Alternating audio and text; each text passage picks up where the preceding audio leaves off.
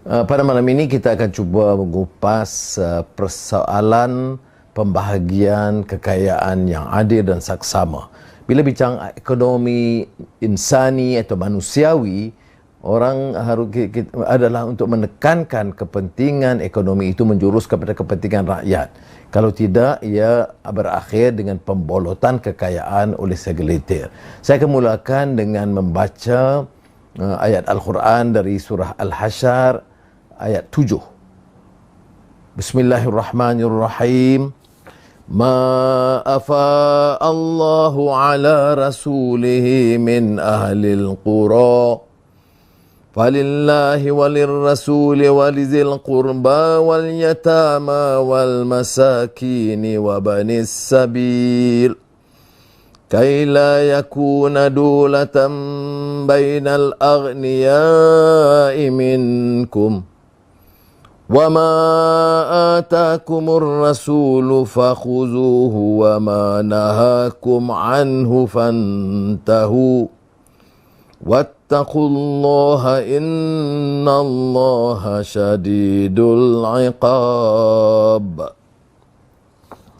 Yang bermaksud, apa yang Allah kurniakan kepada Rasulnya dari harta penduduk kota tanpa berperang, maka adalah ia untuk Allah, Rasulnya, kerabatnya Rasulullah, anak-anak yatim, orang-orang miskin, serta para musafir. Yang demikian, supaya harta itu tidak berlegar di antara orang-orang kaya dari kalangan kamu sahaja. Dan apa jua yang perintahkan oleh Rasulullah kepada kamu, maka lakukanlah. Dan apa jua yang dilarangnya, maka jauhilah. Dan bertakwalah kepada Allah, sesungguhnya Allah amatlah berat azab siksanya. Jadi intisari yang dikupas oleh para mufassir adalah tentang perjanjian. Maka perjanjian mestilah dimeterai, ditunaikan dan jangan mengkhianati apa juga perjanjian dibuat. Keduanya tentang peranan kaum munafik yang kerjanya adalah untuk memfitnah, melaga-laga, memporak-perandakan masyarakat Islam. Dan yang ditekankan istimewa dalam ayat ini adalah pembahagian harta yang adil dan saksama. Walaupun di sini ditekankan kepada Rasul supaya pembahagiannya lebih terkawal dan lebih adil, kerana sosok Rasulullah itu bukan orang yang mengumpul kekayaan untuk peribadi dan sanak saudaranya. Maka sebab itu, dalam beberapa kupasan ditekankan tentang keperluan ekonomi yang jauh berbeza daripada apa yang kita saksikan sekarang. Ya. Kita lihat umpamanya kupasan Al-Qurtubi, ya, dalam tafsirnya, terutama tentang kay la yakuna dulatan bainal aghniya'i minkum, ya. Karena zaman jahiliyah kekayaan terkumpul daripada golongan atasan, ya, ningrat, koprat dan aristokrat, maknanya kalau istilah sekarang lah, ya. Jadi kumpulan bawah itu dianggap separa hamba abdi. Jadi ada dua kelas yang ketara.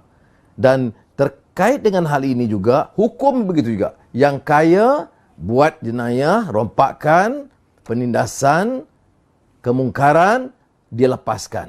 Yang miskin, tertekan, terpenjara, atau terhukum.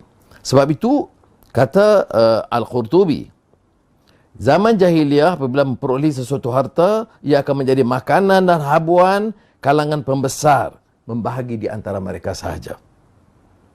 Jadi mereka mendapat suku yang di atas, suku yang lain itu untuk semua yang lain. Maknanya suku untuk 20 orang, suku yang lain itu, sebahagian kecil itu dibahagi kepada semua. Yang ini peringatan oleh Al-Qurtubi tentang sistem jahiliyah.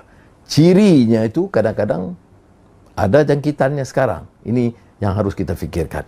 Ciri yang ada, kebobrokan, kerusakan, pengumpulan harta oleh kelompok kecil di zaman jahiliyah itu, sistem itu nampak berterusan. Apa kata Al-Qaradawi? hikmah yang ditentukan dalam sistem yang disebut dalam Al-Quran itu adalah supaya tidak ada kepentingan pengumpulan kekayaan atau monopoli kekayaan, dan supaya wang kekayaan tidak diedarkan di kalangan kelas orang kaya sahaja. Dalam keadaan senang, mereka kaut keuntungan berbilion-bilion ringgit. Dalam keadaan susah, bail out, nak bantu syarikat kaya dulu. Ini yang disebut oleh Al-Kharadawi.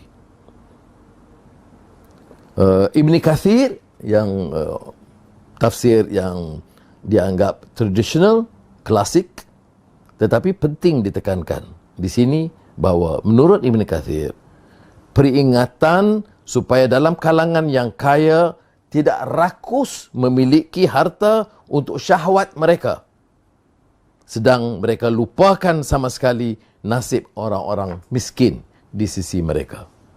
Sudah, kalau kita lihat hal yang sedemikian jelas. Tapi ini teorinya, dalam tazkirah, kelas agama, banyak kita dengar ini. Ya. Tetapi dalam amalannya, kadang-kadang terlupa. Turun je mimbar, apa yang diucapkan di mimbar tadi oleh orang yang sama. Kadang-kadang lentang pukang jadinya, kerana bila dia dapat habuan, dia lupa tentang prinsip yang sangat mendasari sistem ekonomi manusiawi atau insani dalam Islam itu.